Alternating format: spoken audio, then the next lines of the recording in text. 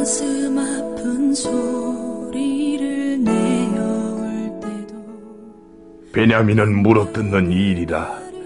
아침에는 빼앗은 것을 먹고 저녁에는 움킨 것을 나누리로다. 나를 향한 주님의 신실한 사랑 결코 떠난 적이. 오늘 말씀드릴 제목, 상처받은 치유자. 한번 다 같이 따라하시기 바랍니다. 상처받은 치유자가 되라. 아멘. 우리 인간은 생각하는 존재예요. 생각하는 대로 그대로 움직이는 존재가 우리 인간이에요. 그래서 그 사람의 생각이 바로 행동으로 나타나는 거예요.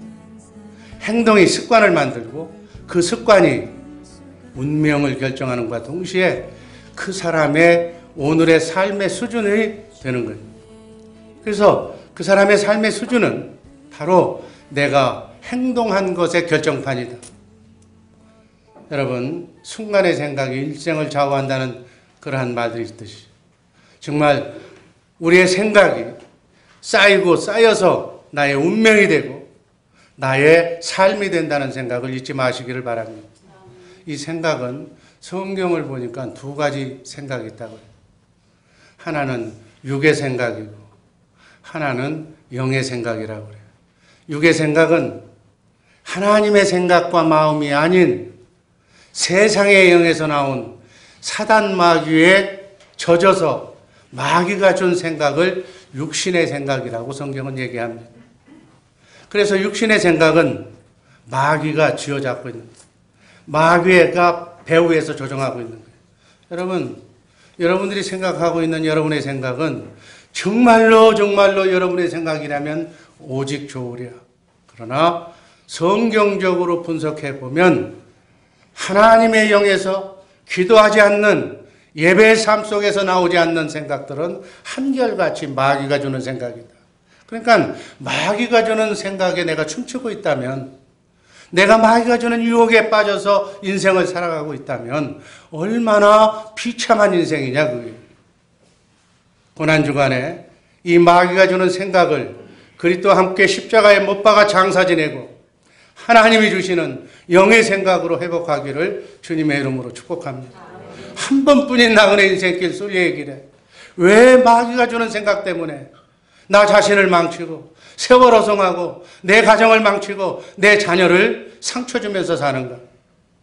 정말 상처받은 사람이지만 그 상처를 예수 믿고 영을 회복해서 상처를 치유해주는, 죽어가는 영혼을 살려주는 우리 복된 주의사랑교회 식구들 되기를 주님의 이름으로 축복합니다. 영의 생각은 그러면 누가 지배하는가? 성령님이 지배하는 거예요. 아멘. 하나님이 나와 함께 임마누엘 할 때, 자든지 깨든지 먹든지 마시든지 주님과 함께 동행할 때 하나님께서 여러분과 나의 인생을 주장하시고 마귀의 유혹을 벗어나게 하시고 환난과 근심을 천군천사가 막아주시고 해피한 이 땅에서부터 미완성이지만 불완전하지만 천국을 맛보며 사는 멋진 순례의 길 걸어가시기를 주님의 이름으로 축복합니다.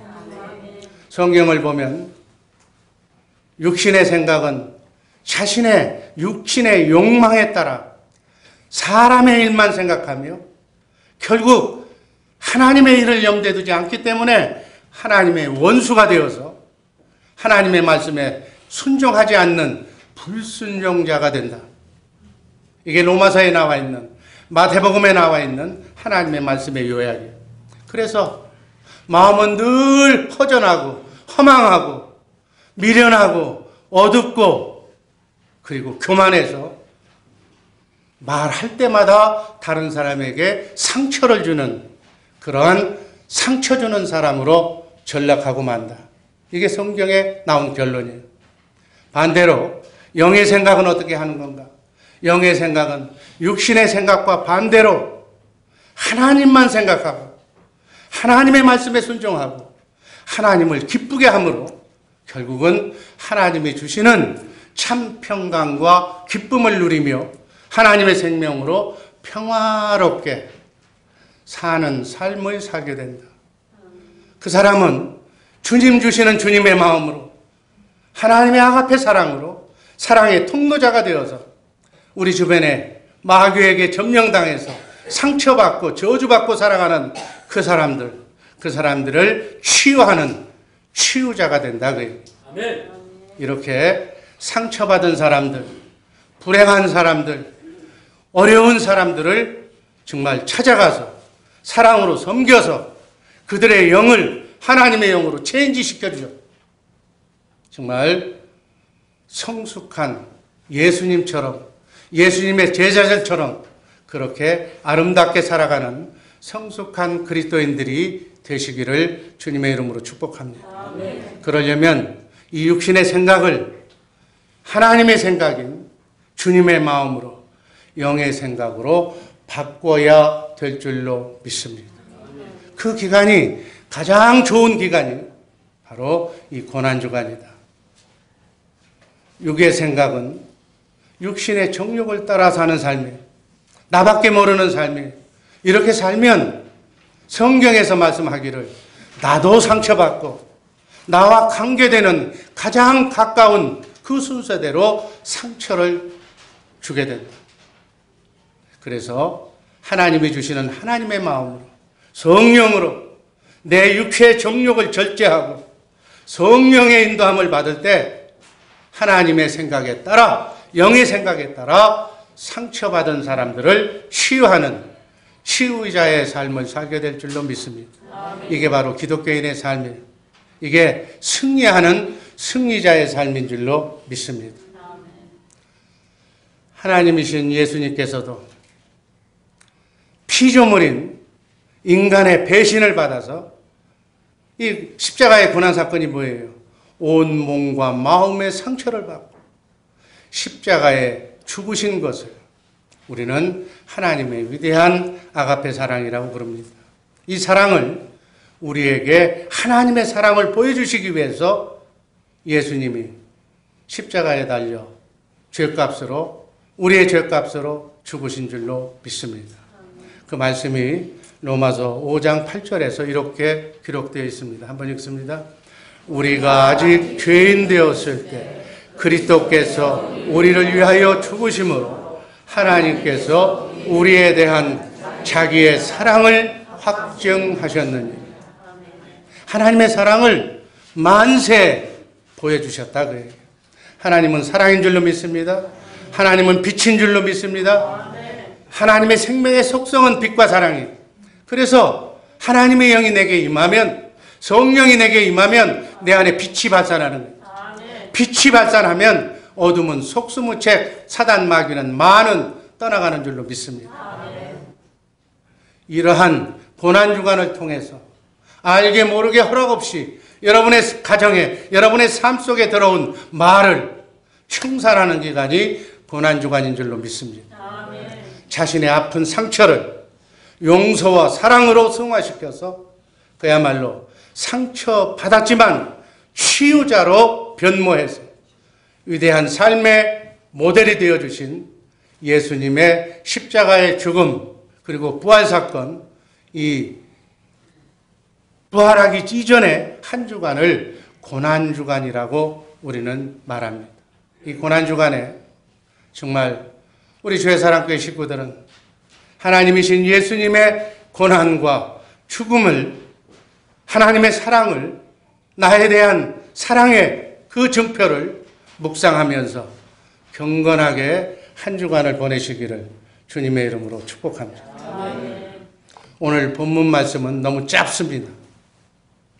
야곱이 죽기 전에 자신의 12번째 막내 아들인 베냐민을 축복하는 한마디의 짧은 유언이 창세기 49장 27절 말씀입니다. 한번 다 같이 읽습니다. 베냐민은 물어뜯는 일이라 아침에는 빼앗은 것을 먹고 저녁에는 움킨 것을 나누리로다. 사랑하는 아들, 막내 아들 베냐민이 정말 이렇게 살라고 유언하는 얘기예요. 네가 상처를 받고 상처를 주는 사람이었지만 이제는 상처받은 사람을 치유하는 사람으로 살아라. 하나님을 만나서 영을 회복하고 하나님께 쓰임받는 위대한 삶을 살라는 아버지 야곱의 유언이 담긴, 소원이 담긴 말씀이 저 말씀입니다. 오늘 성경 본문을 통해서 치유의 삶이 무엇인가, 영을 어떻게 치유하는 건가, 또 죽어있는 영을 살리는데 쓰임받는 우리가 되려면, 하나님의 동역자들이 되려면 어떻게 해야 되는가, 이 짧은 야곱의 유언 속에 들어가 함축되어 있는 그 의미를 살펴보면서 은혜를 나누고자 합니다. 야곱은 여러분들 다 아시다시피 자기 이름의 뜻처럼 사기꾼이라는 이름을 가지고 태어난 사람. 야곱은 남에게 지기 싫어하는 강한 욕망을 가진 자였어요. 자신의 목적을 달성하기 위해서는 물면 놓지 않는 그러한 집착 때문에 남에게 상처를 주고 자신도 상처를 받아서 상처가 무엇인지를 실제로 몸소 체험한 체험자였어요.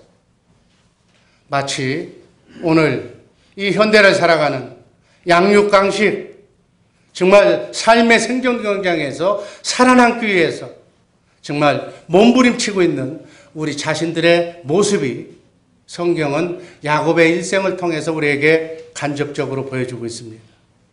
야곱은 팥죽 한 그릇에 정말 그 당시에는 장자에게 축복권이 있었는데 그 장자의 축복권을 형 에서로부터 빼앗아 팥죽 한 그릇을 주고 축복권을 빼앗아서 그 형에게는 무척 상처를 주는 전형적인 자기밖에 모르는 이기주의자였어.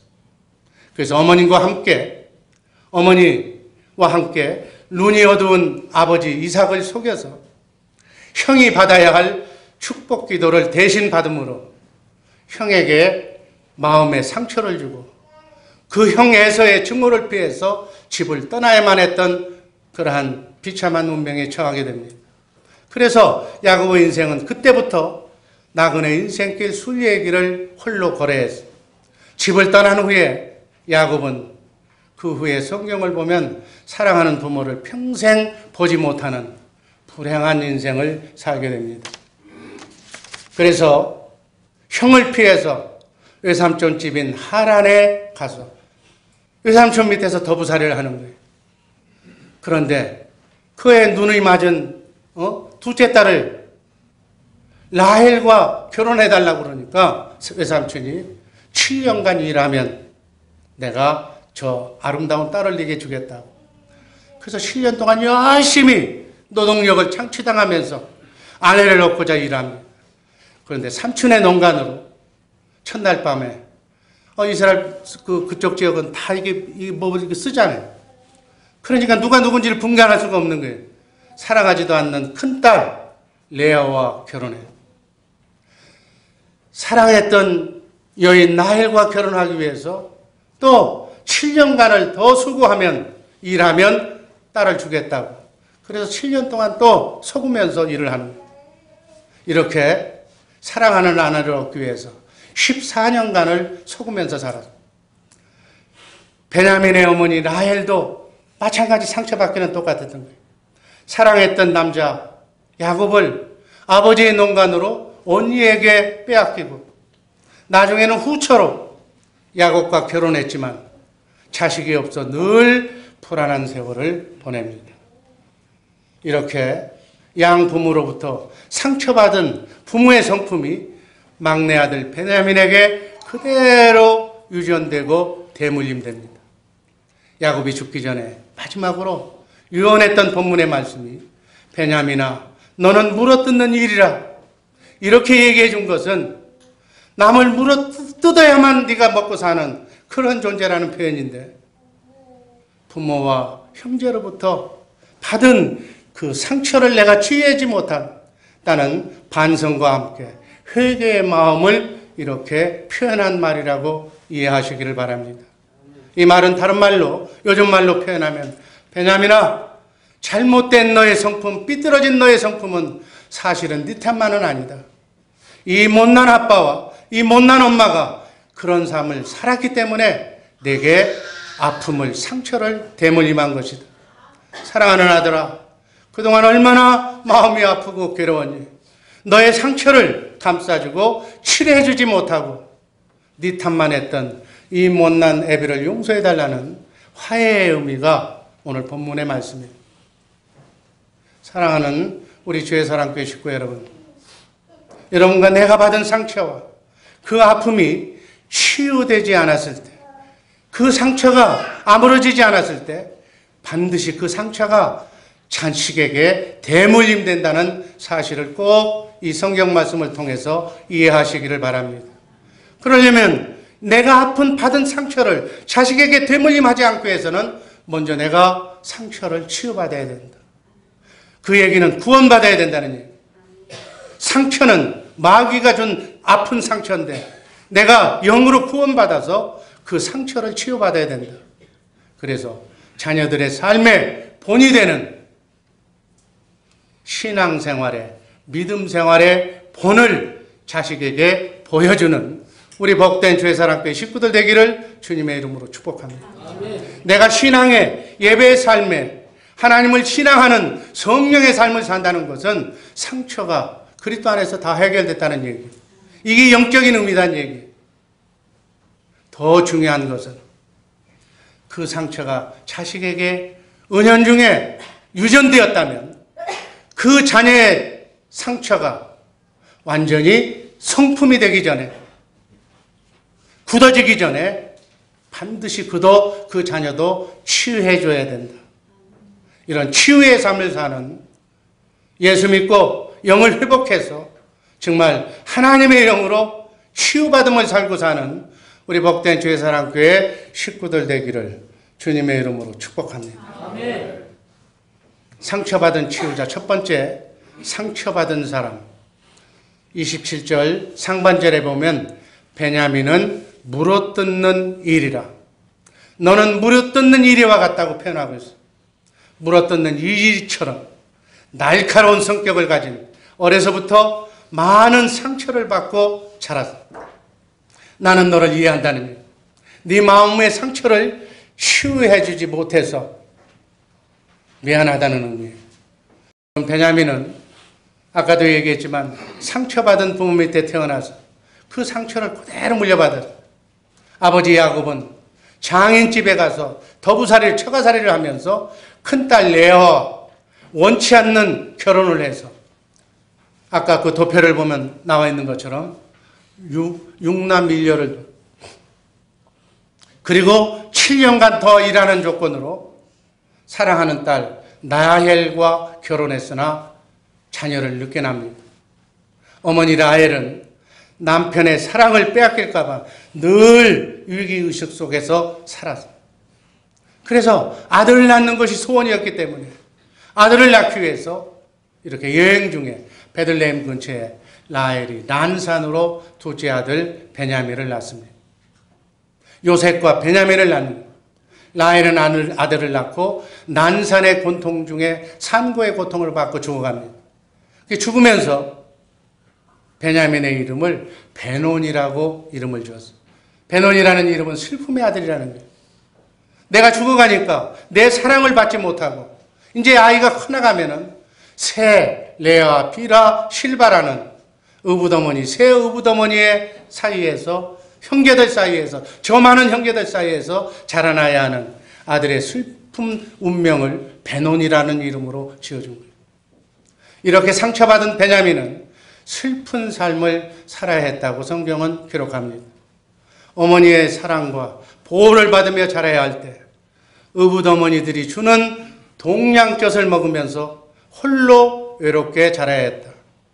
음식을 먹을 때는 자기 몫을 찾기 위해서 힘센 형들이 먼저 차지한 그 음식을 나중에 울면서 달라고 쫓아다니면서 얻어먹어야 했던 그러한 슬픔을 안고 자랐다. 여러분, 대개 사람들은 어려서 치유받지 못한 아픈 상처를 다 하나씩은 마음에 간직하고 살아갑니다. 이 치유받지 못한 상처의 성품이 곧 자라면서 폭력적이고 반항적이고 비난하는 성품으로 변합니다. 결국은 부정적인 사람이 됩니다. 우리 사람들, 우리 주변의 사람들을 보면 속이 이렇게 삐뚤어진 사람들, 근본적으로 부정적인 사람들을 많이 보게 됩니다. 자기 중심적인 이기심에 갇혀서 고독한 삶을 삽니다.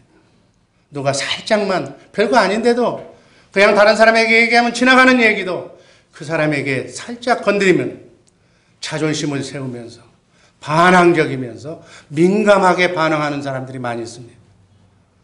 그분들의 마음은 이 상처가 치유되지 않아서 그래요.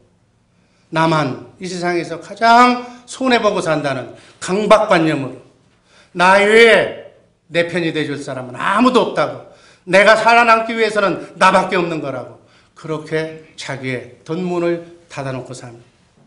이러한 상처받은 마음이 치유되지 않으면 성장하면서 더욱 상처의 골이 깊어지고 결국 가정과 사회와 그 사람이 생활하고 있는 모든 그러한 삶 가운데 더 큰 문제를 야기하게 되는 겁니다.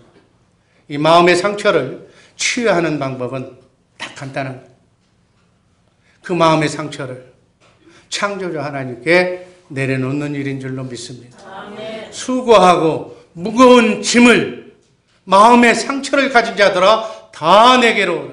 내가 너희를 편히 쉬게 하신다는 주님 앞에 십자가의 보혈의 은혜와 하나님의 빛과 사랑으로 하나님과의 관계를 회복하는 방법밖에는, 상처를 회복하는 방법은 이 지구상의 그 어떤 곳에서도 없습니다. 아멘.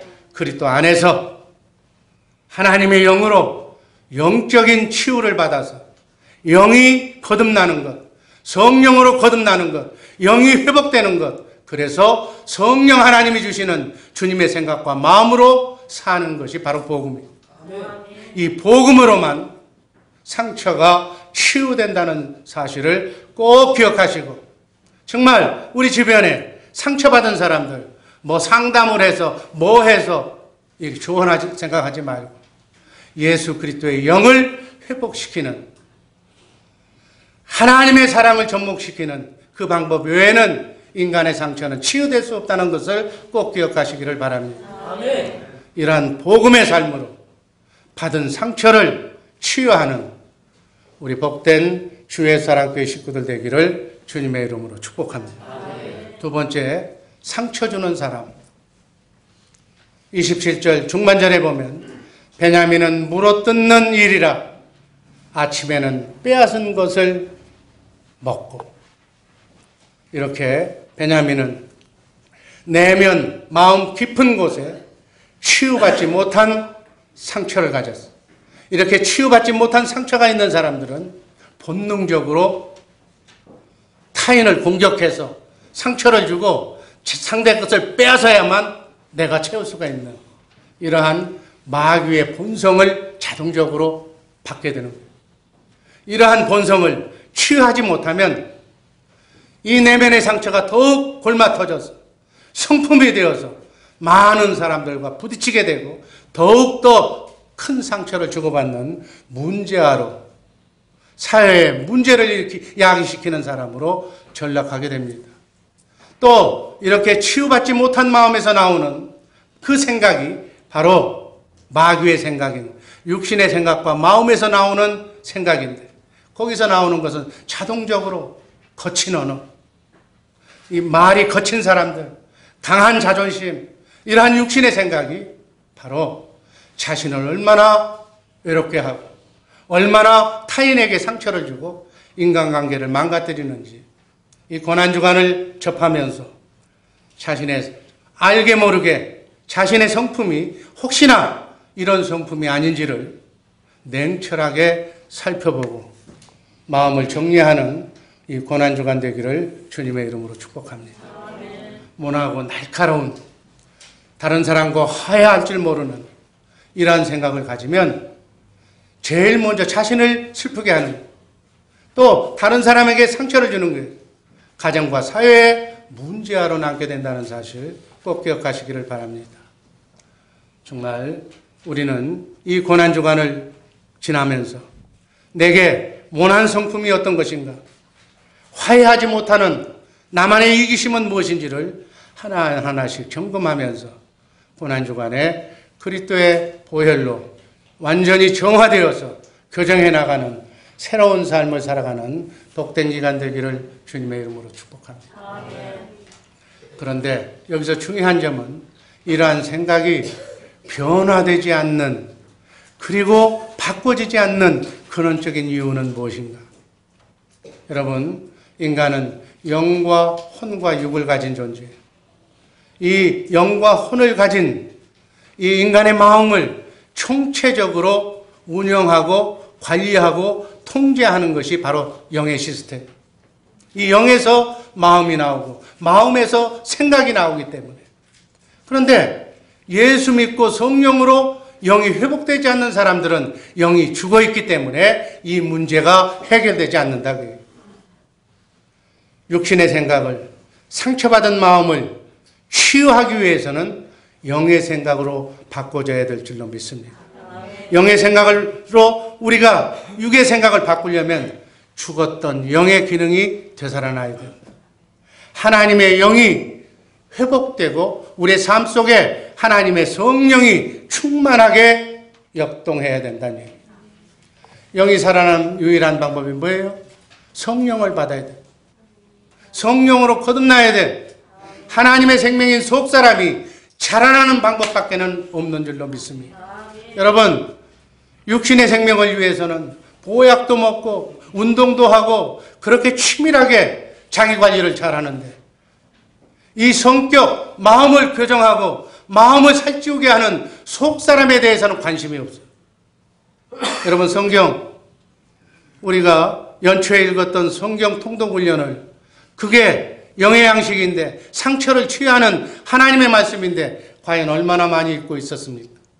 이 고난주간을 통해서 이 속사람을 정말 하나님의 생명으로 무럭무럭 자라게 하는 일에 최우선의 삶으로 바꾸는 복된 고난주간 되게 하시기를 주님의 이름으로 축복합니다. 그리스도를 머리로, 그분을 주인으로, 그분이 주시는 생각과 마음으로 내가 움직일 때, 이것을 교회되어 산다고 그러는데 이것이 복음으로 산다는 얘기인데, 이게 바로 새 언약을 이루며 산다는 얘기인데, 내 안에, 여러분 안에 성령으로 오신 그리스도, 그분께 맡기면 그분께서 여러분의 생각과 마음을 주장하사 마귀의 유혹에 넘어가지 않고 흔들리지 않고 좌로나 우로나 치우치지 않는 하나님의 생명으로 해피하게 살 수 있도록 역사하실 줄로 믿습니다. 로마서 8장 9절 말씀 한번 다 같이 읽습니다. 만일 너희 속에 하나님의 영이 거하시면 너희가 육신에 있지 아니하고 영에 있나니 누구든지 그리스도의 영이 없으면 그리스도의 사람이 아니에요. 여러분, 성령으로 충만하게 성령의 인도함을 받지 않고 사는 사람은 기독교인이 아니라는 얘기예요. 이 자리에는 하나님의 영으로 사는, 그리스도를 머리로 해서 사는, 주님의 생각과 마음으로 사는 기독교인만 있는 줄로 믿습니다. 예수님도 이 육신의 생각을 정복하고 영을 따라서 하나님과 함께 임마누엘하는 삶을, 그 원리를 제자들에게 마태복음 16장 24절에서 이렇게 말씀하고 있습니다. 아무든지 나를 따라오려거든 자기를 부인하고 자기 십자가를 지고 나를 따라. 자기를 부인한다. 날마다 자기의 육신의 생각을 죽여야 된다니.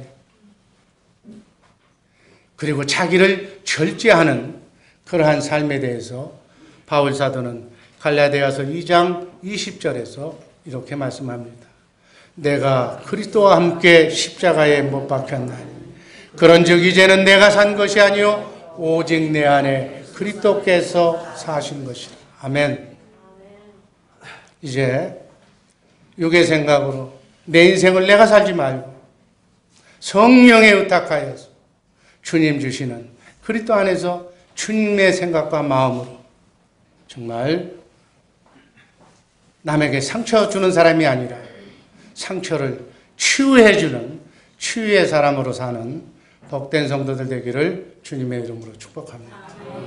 마지막으로 상처를 치유하는 사람.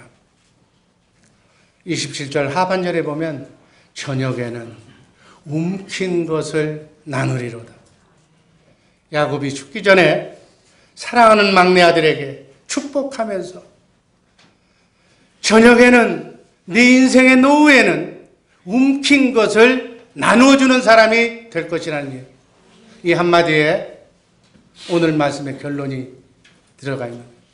더 이상 네가 어렸을 때 받은 마음의 상처 때문에 거칠게 남에게 상처를 주고받으며 악하게 살지 말고 마귀의 유혹에 넘어가서 그렇게 네 자신만을 위해서 살지 말고 남에게 나누어주는 삶을 살아라. 사실 야곱은 많은 상처를 가진 사람이 그 스스로가. 그러나 야곱이 변하게 되는 것은 어떨 때 변화됐어요? 고향으로 내려오는 길에. 정말 형 에사를 만나야 되는데 형이 나를 죽이려고 하는데 생사의 기록길에서 야곱 강가에서 간절히 기도하면서 하나님을 만나게 되는 거예요. 하나님을 만나서 비록 몸은 병신이 됐지만 젖뚝발이가 됐지만은 사람은 변화가 된 거예요. 새로운 성품에 하나님을 만나야 새로운 성품으로 변화되는 줄로 믿습니다. 영이 바뀌어야 우리는 변화가 되는 거예요. 하나님은 야곱의 내면의 상처를 하나하나씩 치료해 주시면서 이제부터는 하나님의 이름을 가지고 하나님만 의지하고 하나님의 사랑을 나누어주는 통로로 살아가라는 위대한 사람이라는 뜻의 이스라엘로 야곱의 이름을 바꿔주는 거예요. 하나님의 은혜 받은 백성으로. 그래서 이 하나님의 말씀이 바로 이스라엘의 오늘날 이스라엘의 그 12아들이 지파가 되어서 하나님의 선택된 민족을 이루는 줄로 믿습니다.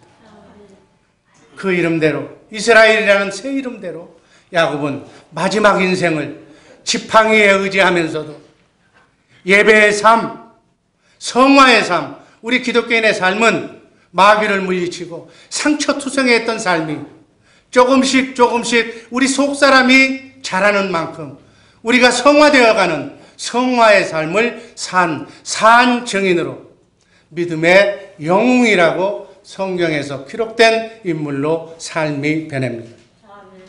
우리도 정말 예수 믿고 하나님의 사람으로 질퍽거렸지만 사기꾼이라는 오명을 남겼지만은 하나님의 사람으로서 변화가 되는 축복의 인생을 살아야 될 줄로 믿습니다. 여러분, 이스라엘 민족, 하나님이 선택한 이스라엘 민족, 이스라엘은 바로 야곱의 상처받은 12아들이 중심이 되어가지고 세운 나라가, 하나님이 세운 나라가 바로 이스라엘. 일찍이 야곱은 슬픔의 아들 베노니를 아내가 준 슬픔의 불행한 아들이라는 이름을 행운의 아들이라는 이름으로 베냐민으로 그 아들의 이름을 바꿔줍니다. 여러분, 여러분의 자녀들이 정말 베냐민의 이름처럼 너는 잘 될 수 있다고, 행복해질 수 있다고 영적인 이름으로 바꿔주시기를 주님의 이름으로 축복합니다. 이제는 과거의 아픔과 상처를 바라보며 울분을 토하면서 살아가는 베노니가 아니라 하나님께서 사랑하는 하나님의 사랑의 통로가 되어서 나뿐만이 아니라 상처받은 사람들을 치유해주는 치유자가 되어서 세상을 변화시키면서 하나님의 나라를 확장시키는 위대한 삶을 살라는 야곱의 마지막 소원의 이름이 베냐민이에요. 베냐민은 젊은 시절 아픈 상처로 정말 형제 그 막내로서 살아남기 위해서 빼앗고 물어뜯고 상처 주는 늑대와 같은 이리와 같은 삶을 살며 방황했지만 하나님의 사랑을 만나고 하나님을 만나고 난 뒤에 성숙해진 다음에 인생의 후반기에는 정말 하나님의 사랑을 받고 그 사랑을 나눠주는 베푸는 은혜의 통로의 삶을 살았다고 모세는 신명기 33장 12절에서 다음과 같이 말씀합니다. 한번 읽습니다. 베냐민에 대하여는 일러스되 여호와의 사랑을 입은 자는 그 곁에 안전히 거하리로다. 여호와께서 그를 날이 맞도록 보호하시고 그를 자기 어깨 사이에 처하게. 아멘. 하나님이 오직 베냐민을 사랑했으면 어깨 사이에 무등을 태우고 우리 손자 손녀들을 어깨에다가 무등 태우고 다니잖아요. 그렇게 그렇게 기뻐하실 만큼 베냐민을 사랑했다는 얘기예요. 그렇게 사랑할 만큼 베냐민을 보호해주고 베냐민의 남은 여생의 삶이 나눠주는 삶을 살라고 그렇게 축복해 주신 줄로 믿습니다. 아침에 방황하는 정말 이리처럼 남의 것을 뺏어먹는 배노니의 삶이 아니라 하나님의 사랑의 통로가 되어서 정말 하나님의 사랑을 나누어주는 치유자의 삶을 사는 그러한 삶으로 바뀐 줄로 믿습니다. 여러분, 한 분밖에 없는 안 사는 나그네 인생길 순례의 길, 여러분은 어떻게 사시기를 원합니까? 돈 많이 벌고 떵떵거리면서 살고 싶기를 원합니까? 위대한 사람이란 권력과 부를 가진 사람이 아니라는 거예요. 많이 배우고 명성을 날리고 떵떵거리면서 사는 것이 위대한 사람이 아니라는 거예요.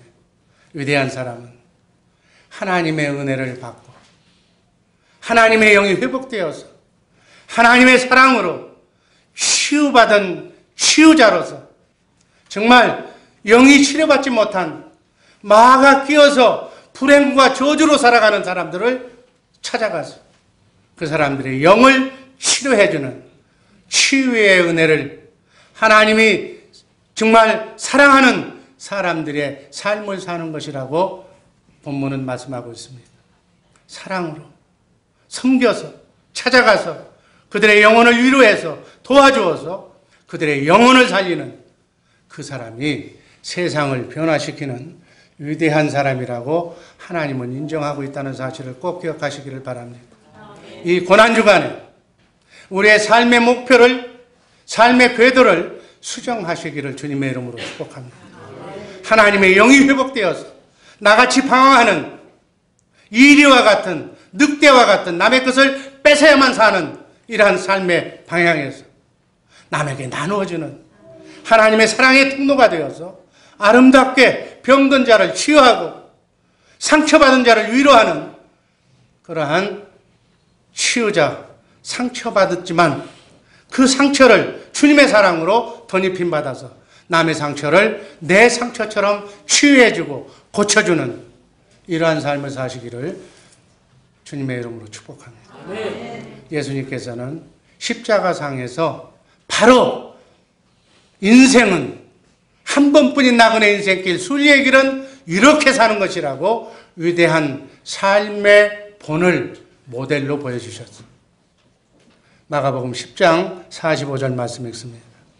인자에 온 것은 섬김을 받으려 함이 아니라 오히려 섬기려 하고 자기의 목숨을 많은 사람의 대성물로 주려. 아멘. 하나님의 육신의 몸을 입고 와서 인생은 이렇게 사는 것이라고 예수님이 삶의 본을 보여주신 줄로 믿습니다. 예수님은 짧은 33년간의 공생의 기간 동안에 십자가상에서 인간의 모든 저주와 운명과 아픔과 상처를 축복으로, 은혜로, 사랑으로 바꿔주시기 위해서 십자가를 지신 줄로 믿습니다.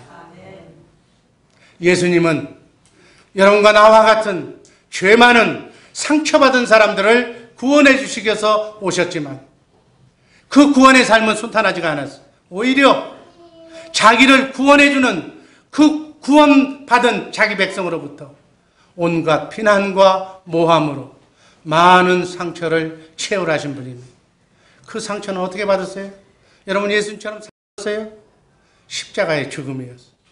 양손과 양발은 대못으로 못을 박혔다고 성경은 기록하고 있습니다. 머리에는 네가 메시아냐고 가시면류관으로 눌러서 피가 흐르도록 만들어. 옆구리는 창으로 찔려서 온몸에 상처를, 물과 피를 한 방울 남기지 않고 하나님이신 우리 예수님께서 여러분과 나의 죄값을 치르기 위해서 이렇게 그 당시에 하나님을 제일 잘 믿었다고 하는 종교 지도자들, 나는 하나님의 말씀을 그대로 지킨다고 하는 사람들 어떻게 했어요? 십자가에 달린 예수님을 조롱하면서 힘을 뱉으면서 비난하면서 모독했습니다. 그러나 하나님은 어떻게 했어요? 온몸과 마음으로 받은 상처를 복수 대신에 용서와 사랑을 선택하셨다고 누가복음 23장 34절은 말씀합니다. 다 같이 읽습니다. 아버지여, 저들의 죄를 사하여 주옵소서. 자기의 하는 것을 알지 못하라. 자기를 이렇게 저주하면서 이렇게 상처를 주는 사람 앞에 저들의 죄를 용서해달라. 이게 기독교의 신앙이에요. 여러분들은 이 경지까지는 가지 못한다 할지라도 이 고난주간에 사소한 이해관계로 아무것도 아닌 거 가지고 미워해야 할 하등의 이유가 없는 사람들끼리 원수 척짓고 서로를 쳐다보며 으르렁거리며 우는 그런 이리와 같은 상처받은 주고받는 자의 삶을 살지 마시고 이렇게 예수님처럼 버림받아 죽기까지 저들을 용서해달라고 하는 그러한 마음을 갖게 해달라고 기도하는 고난주간 되기를 주님의 이름으로 축복합니다. 예수님께서는 죽었지만 하나님은 성경에서 약속하신 대로 죽은 지 사흘 만에 부활하신 줄로 믿습니다. 여러분, 부활은 정말 기쁜 날이에요. 예수님의 부활만이 기쁜 것이 아니라 우리도 예수님처럼 살다간 이 땅의 삶을 7, 80년의 삶을 살고 가지만 주님 다시 오실 때 부활하신 예수의 몸으로 다시 부활하게 된다는 사실을 꼭 명심하시기를 바랍니다. 이게 기독교의 진리예요. 죽음 다음에 부활의 영광과 하늘과 땅의 왕적인 권세를 가지고 지금 여러분과 내 안에, 여러분과 나를 성전 삼고 우리 안에 자정하고 계신 줄로 믿습니다.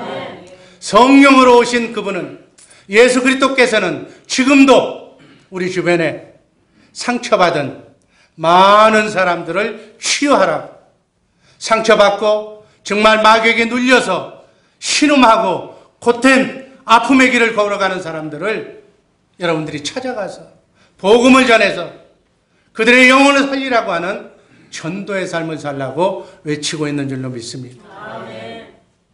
그래서 우리는 이 비밀을 아는 예수님의 제자들은 히브리서 12장 2절에서 이렇게 말씀합니다. 믿음의 주요 또 온전케 하시는 이인 예수를 바라보자. 여러분, 문제가 많습니까? 해결돼야 할 과제가 많습니까? 예수만 바라보시기를 주님의 이름으로 축복합니다. 예수님처럼 예수만 바라보면서 그렇게 사시기를 바랍니다. 성경을 보니까 그렇게 산 사람의 얘기가 나와요. 과거에는 남에게 상처를 주고 예수 믿는 사람들을 죽이는 데 앞장섰던 삶을 살았으나 부활하신 예수님을 만난 후에 상처받은 치유자로 세상을 변화시킨 사람 중에 한 사람이 아까 얘기했던 베냐민 지파 출신의 사도 바울이 그런 역할을 했어요. 그의 이름은 사울이었지만 예수님을 만난 뒤에 바울로 이름이 바뀌어서 천국 복음을 전하면서 하나님의 사랑을 전하면서 새 언약에 이렇게 행복되게 평안하게 사는 방법을 전하는 일에 일평생 헌신했다고. 그러면서 고린도전서 1장 18절에서 이렇게 말씀합니다. 십자가의 도가 멸망하는 자들에게는 미련한 것이지만 구원 얻는 우리에게는 하나님의 능력이라. 십자가의 도를 증언한 줄로 믿습니다. 사랑하는 우리 주의 사랑교회 식구 여러분, 여러분의 아픔과 상처는 무엇입니까? 삶을 힘들게 하고 예수를 믿는 데 방해가 되는 그 어떤 성품은 무엇입니까? 무엇이든지 상관할 것 없어요. 그 상처의 고통과 아픔을 예수 앞에 다 내려놓으시기를 주님의 이름으로 축복합니다. 십자가에서 피 흘려 죽으시는 그 모습을 성령은 그리스도의 사랑만 증거하니까 나에게, 여러분 묵상하면서 기도하면, 이 고난주간에 기도하게 되면 성령께서 십자가에 달려 피 흘려 나의 저주와 아픔과 상처를 감당하신 피 흘려 죽으신 예수를 보여주실 겁니다. 그 상처를 보면 내가 주님의 마음으로 변화가 되어서 변화는 동시에 모든 상처가 치유되고 모든 삶의 문제가 해결될 줄로 믿습니다. 실타래처럼 얽히고 설킨 여러분이 저질러 놓은 모든 문제가 그리스도 안에서 완벽하게 해결될 줄로 믿습니다. 해결받아서 이제는 그리스도의 사랑의 통로가 되어서 하나님의 복음을 전하는 위대한 삶을 사시기를 주님의 이름으로 축복합니다. 이러한 놀라운 변화를 경험하는 고난주간이 되기를 바랍니다. 여러분과 내게 주신 자유의지로 정말 하나님의 사랑으로 주님의 마음으로 상처받은 자들을 덮어주고 감싸주면서 그 영혼을 치유시켜주는 영혼을 살리는 그 일이 바로 하나님의 동역하는 일, 하나님의 나라를 확장하는 일, 이게 하나님께 영광 돌리는 삶인 줄로 믿습니다. 이런 삶을 살면 하나님께서 내가 하나님의 일을 한 거니까 하나님께서는 천군 천사를 여러분의 가정에, 여러분의 자녀 손에, 여러분의 직장에, 생업의 현장에 보내주셔서 우리로 하여금 그 사명 잘 감당하도록 하나님이 대신 여러분의 가정을 축복해 주실 줄로 믿습니다. 이러한 사명을 다시 한번 일깨우면서 이 고난주간에 하나님을 제대로 아는 하나님의 사랑을 그리고 나의 현주소를 점검하는 복된 기간 되기를 주님의 이름으로